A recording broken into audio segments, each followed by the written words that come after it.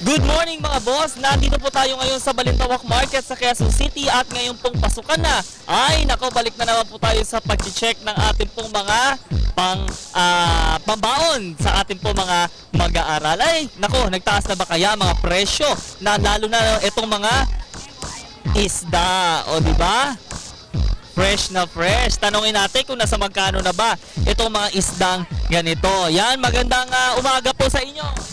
Magandang umaga naman po. Yan, ako, at sasarap po, fresh na fresh. Ito po mga tinda po ninyo ngayon.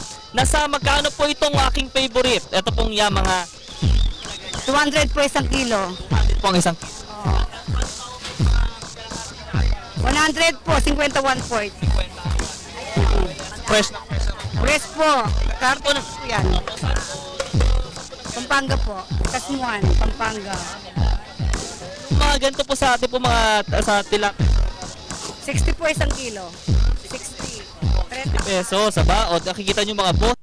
Sariwang sariwa at Sariwa po po. Galing po Pampanga yan. Sa Fishpan. Fishpan po. kaya na po dumadalas marami po tayo mga kababayan na pupunta po dito.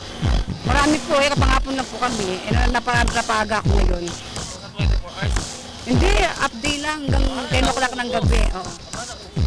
So, mga boss, syempre, ito mga isda na ganito, talagang madalas mabili naman po talaga. Mabili sa amin tilapia. Nakikita nyo mga boss ha, na talagang dito pa lang sa stall na ito, fresh na yung hipon at yung mga tilapia. Ngayon naman mga boss, dahil yung mga gusto dyan naman, yung mga mami natin na gusto magpabaon ng mga ganitong style ng isda, ano kaya ito?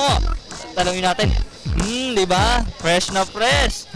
Tanongin natin kung nasa magkano na kung nagtaas na ba ang ganito. Magandang umaga.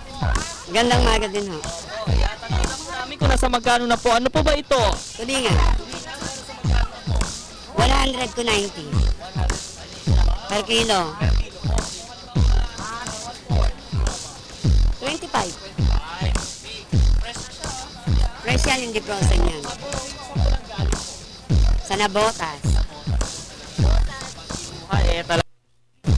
Direct to the point, ika nga. Dito naman po sa mga ganito pong isda. Mga 100 to 90.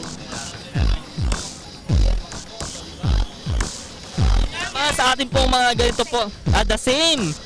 Tulingan, di ba mga boss, malalaman nyo talagang fresh Talagang, okay. Dito naman po sa, ito po. Alumahan, Matambaka. 140, 120. 140 to 120. Ito naman po,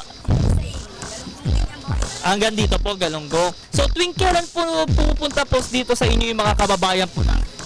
Everyday. Meron. Kung papasukan, ano po yung mga payo po ninyo sa ating po mga mamis? Lalo na po sa magbabalik. Kailangan mag-budget. Budgetin ang pera para magkasya.